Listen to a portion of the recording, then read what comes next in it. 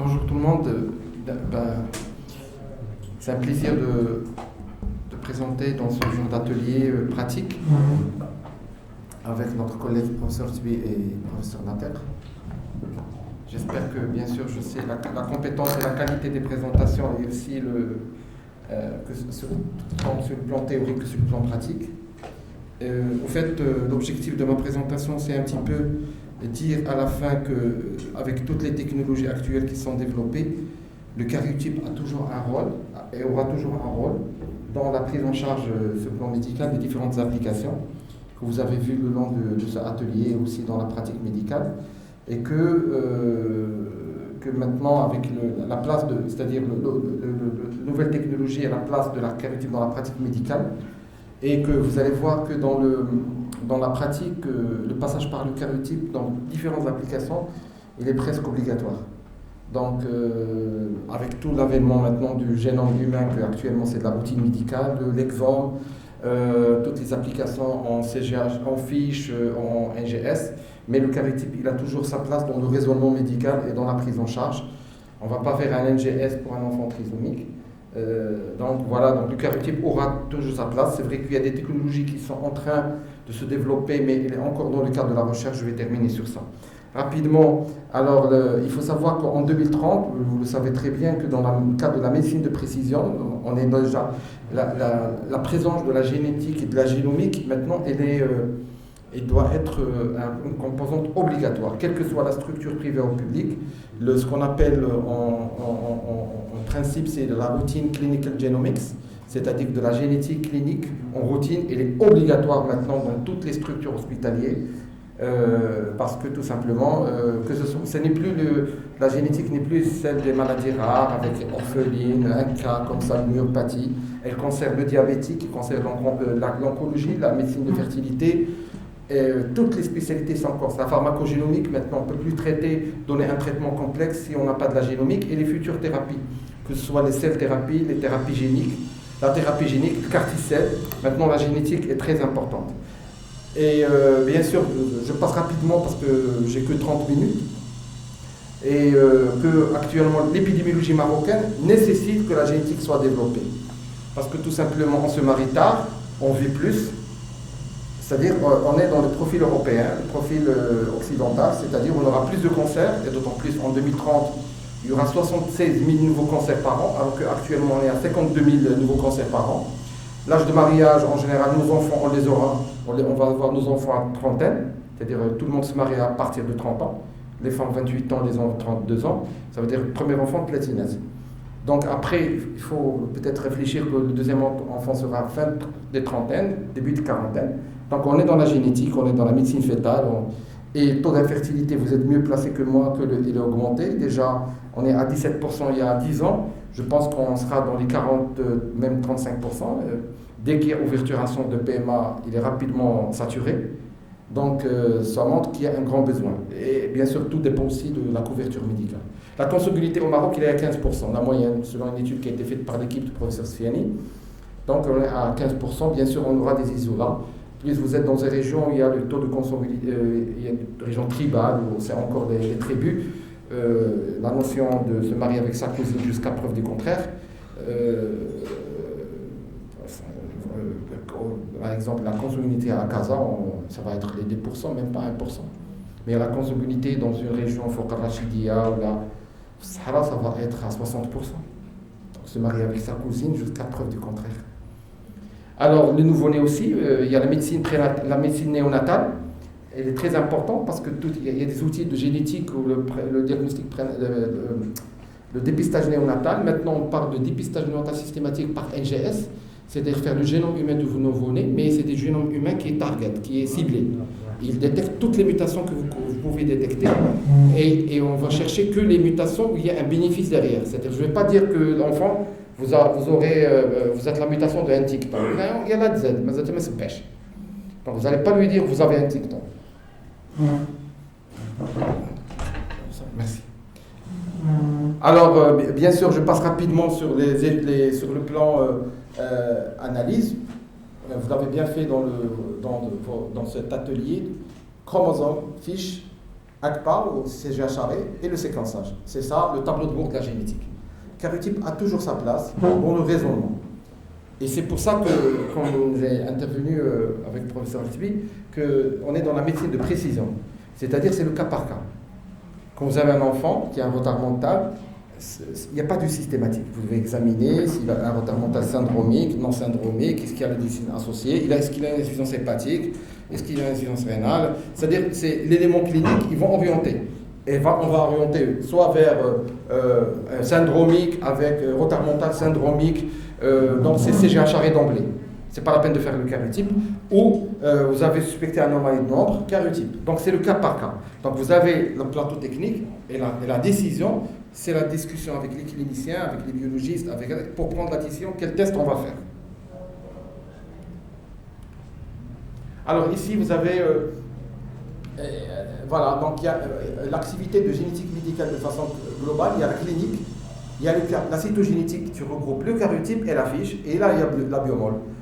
Depuis la PCR classique, la PCR temps réel et le séquençage. Le séquençage, on a deux types de séquençage. Le séquençage classique, qui est 250-300 paires de bases, Singer, et le séquençage haut débit, l'exome, le génome. Maintenant, le génome humain, c'est le gold standard en termes de pédiatrique aux États-Unis. On fait le génome humain jusqu'à d'emblée. L'exome aussi, mais on en parlera côté bioinformatique, etc., quelle est l'indication. Alors, voilà un petit peu le workflow en cytogénétique. Vous avez soit vous êtes dans les tissus fétals, le sang, l'amniocyte ou le trophoblaste, et vous avez la moelle. Et bien sûr, vous avez tout ce qui est extraction d'ADN, la CGHR, le karyotype, etc., le classement, je ne vais pas rentrer dans les détails. Et de plus en plus, tous ces éléments, il y a de l'intelligence artificielle, il y a une notion de robotisation systématique. Maintenant, les laboratoires de cytogénétique, avant, pour faire le karyotype onco-hémato, on se rappelle, début 2000, 30 techniciens de cytogénétique qui sont figés dans des écrans en train de classer les chromosomes. Maintenant, le chercheur de métaphase cherche tout seul, capture tout seul, classement tout seul, et bien sûr avec l'intelligence artificielle qui est très développée, il classe tout seul. Donc, je ne dis pas qu'on n'a pas plus besoin de cytogénéticiens, mais le travail est plus simple. Au lieu d'avoir 30 techniciens pour faire 100 karyotypes par mois, il suffit d'avoir de l'échelle de fait. D'accord? Donc, c'est-à-dire, et bien sûr, il doit être connaisseur de l'outil. En plus, qu'il doit être connaisseur de la spécialité. Connaisseur des logiciels, connaisseur de l'outil, un très bon en informatique, et carrément, il a maintenant la nouvelle génération. Les nouvelles générations sont des informaticiens jusqu'à preuve du contraire, parce que celui qui ne maîtrise pas l'informatique, il est rentré maintenant dans l'analphabétisme. Donc, il est analphabète, celui qui ne maîtrise pas l'informatique, et c'est un analphabète.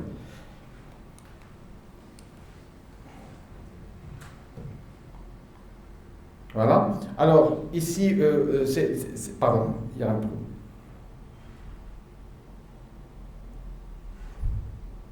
Alors, ça c'est rapidement, je ne vais pas m'étaler. Pardon.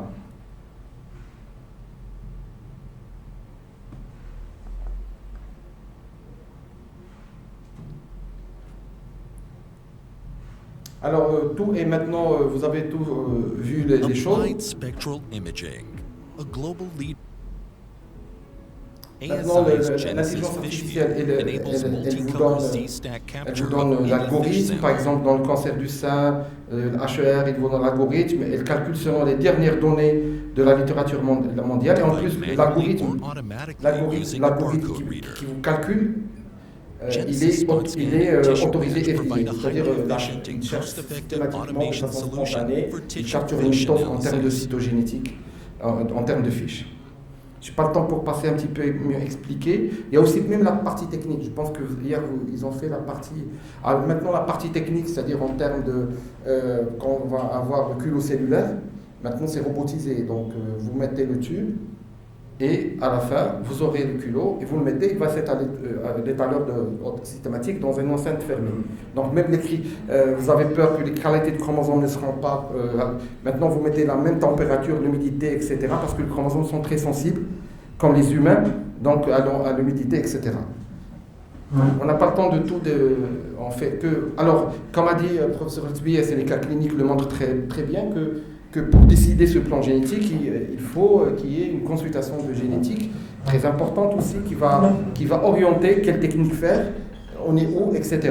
Première chose, la dysmorphologie, très importante pour voir Maintenant, il y a un événement qui, c'est vrai qu'il est au début, c'est grâce à la prise de photos, vous aurez une proposition de 3. Au lieu d'avoir 2000 syndromes, l'intelligence artificielle vous limite à 3 syndromes. Et c'est à vous, donc vous cherchez dans 3. C'est pas différent de vous chercher dans 5000 et faire des starts de 3 heures pour voir quel syndrome il s'agit. Il a le nez comme ça, il a l'oreille. Prenez la photo. Et par exemple, Face2Gen, il est actuellement accessible gratuitement. Vous savez pourquoi c'est gratuit? Parce qu'il est en train de s'alimenter. Une fois qu'il sera performant, 99%, ça sera payé. Donc voilà, c'est très important. Alors, on est dans l'ère de prendre la photo, il vous dit quel syndrome, les syndromes suspectés, et même quel test faire. Alors là, c'est l'algorithme que vous avez vu quand vous voyez un petit peu un patient, quel est son phénotype, le karyotype, la fiche, la CGHRS, c'est la cytogénétique, et la biologie moléculaire. L'objectif final de cette approche, c'est d'avoir un diagnostic final précis pour la prise en charge, pour le conseil génétique que vous avez fait, professeur Tzbi, et pour le traitement, parce que maintenant on est dans l'ère de la thérapie génique, la thérapie cellulaire, ce n'est pas le sujet d'aujourd'hui. Et bien sûr, quand vous faites le conseil génétique, quel est l'objectif? Soit faire un diagnostic prénatal, invasif ou non invasif, soit faire un diagnostic préimplantatoire. Voilà, je passe rapidement, un trisomique, un enfant trisomique, un enfant trisomie 18, un trisomie 13, c'est des enfants normalement qui doivent être diagnostiqués, le diagnostic prénatal non invasif.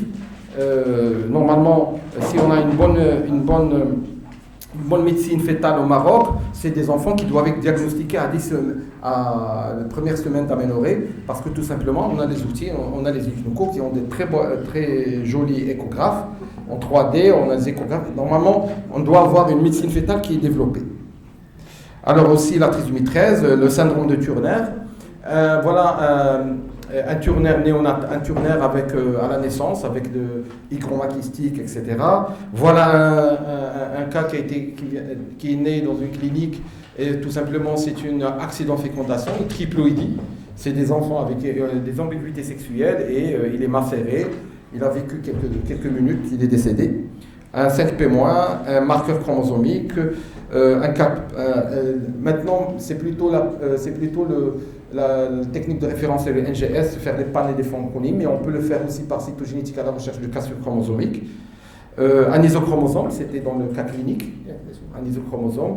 Un Klinefelter classique, un 4P-, voilà, qui peut vivre, hein, que vous allez trouver dans des hôpitaux psychiatriques, parce que c'est des sujets qui ont un retard profond, et le retard mental il est plus profond que la trisomie 21. Il est plus profond que la trisomie 21. Un Di-George, vous avez fait, un Williams, un marqueur chromosomique, c'est une petite fille avec très hypotonique. Une monosomie 21, au fait, c'est un cas qu'on a diagnostiqué à Rabat, je rappelle à la néonate.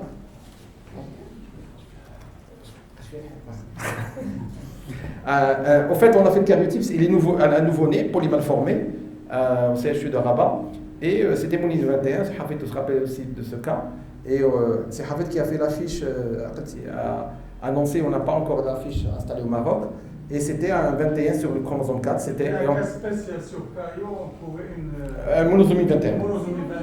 C'est pas viable. C'est pas viable alors que l'enfant il est vivant. Ah ouais, voilà. Il est vivant parce qu'on n'a pas vu le 21 qui est sur le chromosome 4. Avec un tableau clinique d'un Wolfer Schuppel. Il a la dysmorphie la dysmorphie d'un casque guerrier grec. Voilà un diagnostic fortuit d'un double Y. Voilà un syndrome de Williams, c'est des enfants adorables, sociaux, et qui n'arrivent jamais à écrire, donc c'est pas la peine de s'acharner parce qu'il n'a pas la capacité, parce qu'ils ont des troubles temporospatiaux au niveau cérébral. Voilà, bien sûr, un couple infertile, rapidement, un couple infertile, le karyotype, il est systématique.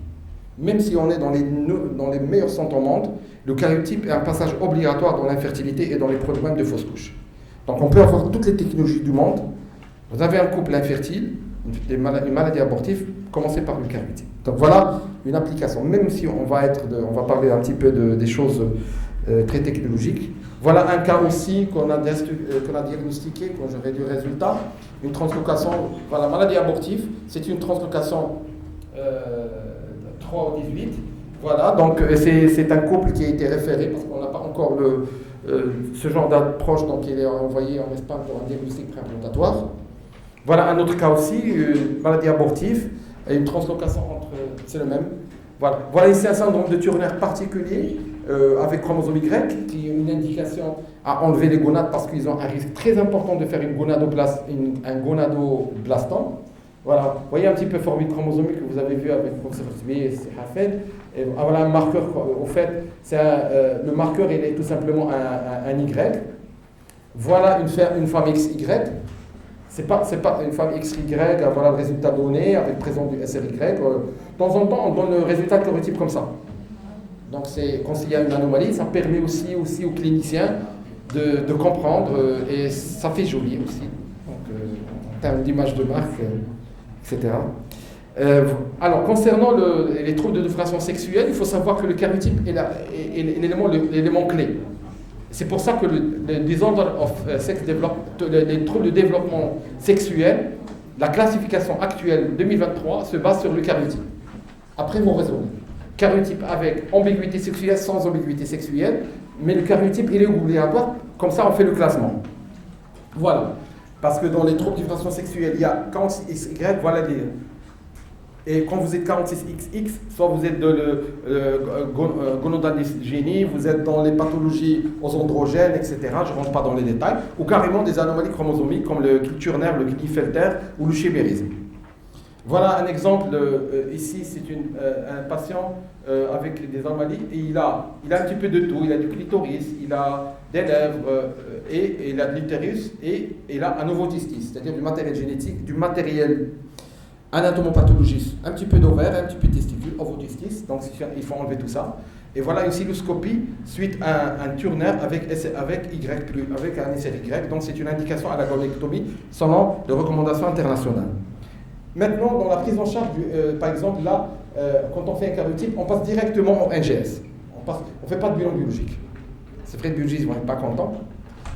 Mais, new approche, on fait le karyotype, on élimine les urgences, parce que ça peut être un problème de glucose et on élimine l'hyperplasie, parce que le risque, voilà, perte de sel, et on passe au NGS. Une fois qu'on a le bilan biologique, le NGS d'emblée. Et dans quelques années, le whole génome d'emblée. On fait le génome parce qu'il sera accessible, et après on discute. Les données du génome vont être des données abordables, après on discute. Après, on fait la biologie, on fait le métabolisme, etc. Voilà les gènes que je parle rapidement.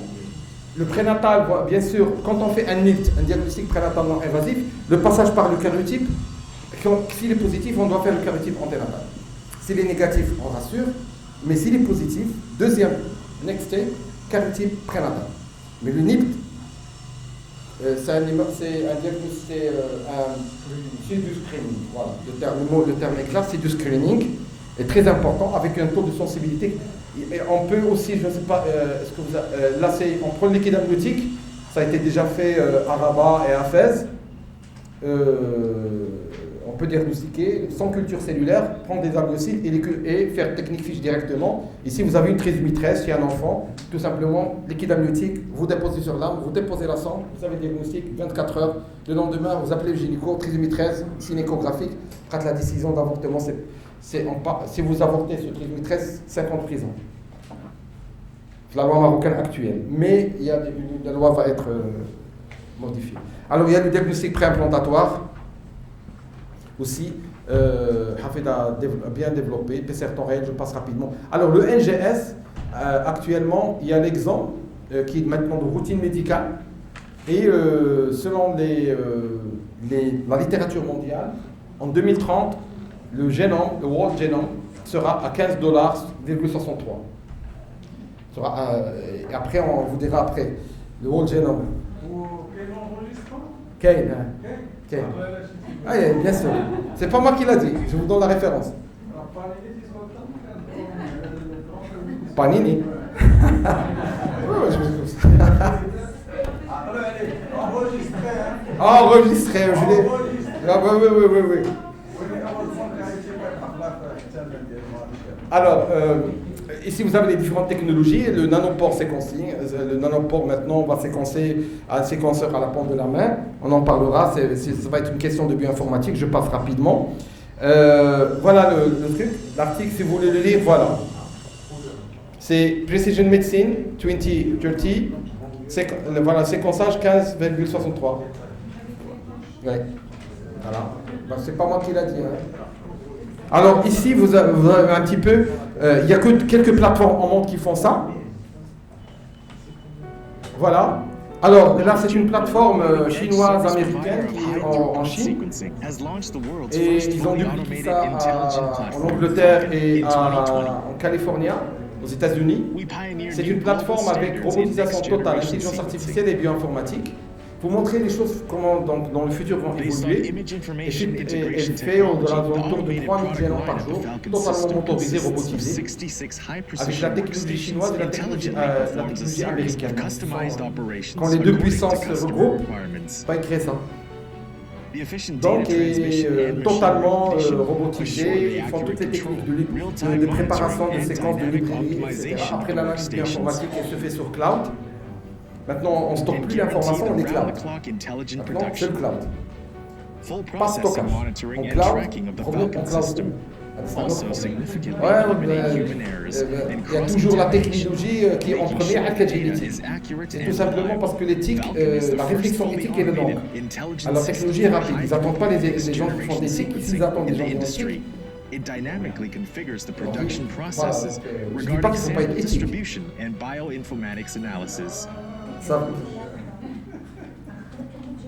Alors je passe rapide. Le NIPT, voilà, donc parce qu'on a l'ADN circulant, donc voilà un exemple de résultat qu'on a donné aux patients. Donc voilà, ici c'est un mâle, le gender, alors avec une fraction fétale de 7%, et il n'est pas trisomie ni 13 ni 18, il n'a pas de, voilà, et c'est un sexe masculin, le résultat voilà. Après s'il y a une anomalie, après il faut compléter par un karyotype prénatal.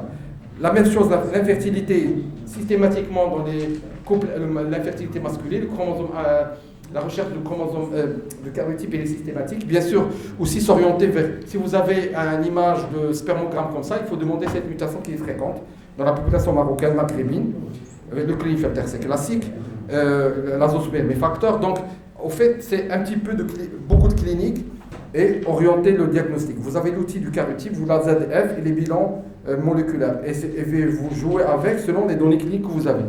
Donc, c'est des choses que vous avez dans le laboratoire. Donc, vous pouvez faire la ZF, après, si vous avez une mutation, un karyotype, et après, vous donnez le résultat à l'équipe de la PMA pour la décision, quelle prise en charge peut ce couple pour sa fertilité. Voilà, ici, vous avez l'algorithme de prise en charge, et vous avez stratégie pour l'infertilité, postnatal, fiche, selon les cas, on peut faire des fiches pour les SRY. Après, si c'est pour l'homme, voilà la stratégie avec des panels. Mais maintenant, on peut aller jusqu'à le whole exome, le whole génome systématique pour tout le monde. Alors, concernant l'oncohémato, ici c'est un résultat donné en oncohémato pour le EGR, pour EGR1 et pour tout ce qui est... voilà une formule... Voilà une formule, c'est une formule chromosomique réelle qu'on a donnée, un karyotype complexe tout simplement. Quand vous dépassez 3 anomalies, là ça fait un karyotype complexe. Et nous on s'est amusé à compléter donc pour avoir cette formule un petit peu, mais c'est un karyotype complexe. Vous trouvez chaque anomalie dans les chromosomes avec le nombre de mitoses qu'on a analysé, 1, 19, 16, maintenant vous êtes fort en termes, maintenant vous pouvez lire ça à l'aise, je pense. Normalement. Voilà. Et là, vous avez une formule chromosomique, 45 c'est une délétion, mais c'est une délétion 5 en oncohémato. Et voilà la liste de fiches d'anomalies qu'on a identifiées. Là, c'est une série qu'on avait au niveau du laboratoire national de référence. Voilà des fiches HER pour les anapathes, c'est pas pour les biologistes. Voilà une translocation parce que quand vous avez un lymphome, si vous n'avez pas la fiche, vous pouvez voir est-ce que c'est un type de lymphome mentaux ou autre. Donc c'est très important la fiche. Le leucémie, l'exemple typique, c'est la leucémie myéloïde chronique avec chromosome Philadelphie, le fameux Phi, et le suivi aussi. Le suivi de la LMC se fait par biologie moléculaire, se fait selon un algorithme. Voilà. Il y a la rémission hématologique, que vous suivez vos malades LMC. Il y a la rémission cytogénétique quand vous faites un cardio. Après, il y a la rémission moléculaire, donc vous suivez vos malades par PCR temps réel pour voir la réponse thérapeutique, s'il résiste. S'il résiste, vous faites la mutation du gène de fusion BCR-ABL. Si vous trouvez la mutation de révision, vous passez à la thérapie ciblée deuxième génération contre le gène de fusion BCR-ABL parce qu'il y a une mutation qui devient, l'inatinib classique devient résistant. Et maintenant, grâce à cette approche, avant, vous vous rappelez très bien, les patients qui étaient LMC, ils vivaient maximum 1 année, 2 ans, ils atterrissent à l'AREA avec une souffrance multiviscérale et ils meurent. Maintenant, ils vivent 5 ans sans aucun problème. Maintenant, on a des patients qu'on suit depuis 10 ans. Parce que la thérapie ciblée a commencé en 2000, donc maintenant on est... Voilà l'algorithme selon les normes, selon l'European Society, avec hématologique, donc voilà, les basophiles, etc., cytogénétique et moléculaire, soit le majeur ou le mineur. Alors je termine sur cette technologie qui est en train de... que connaît bien Hafed et Ilham, la bionano, je ne sais pas ton avis sur cette technologie. Qui est en cours de validation, vous voyez, c'est une technologie avec des puces, des scanners, voilà, je ne rentre pas dans les détails, il est en cours de validation, elle va permettre de faire karyotype, vous voyez un petit peu Voilà, je pense que cette technologie, j'ai terminé en disant que, effectivement, voilà, la présentation, voilà. Vous voulez creuser en profondeur, je suis disponible. Merci.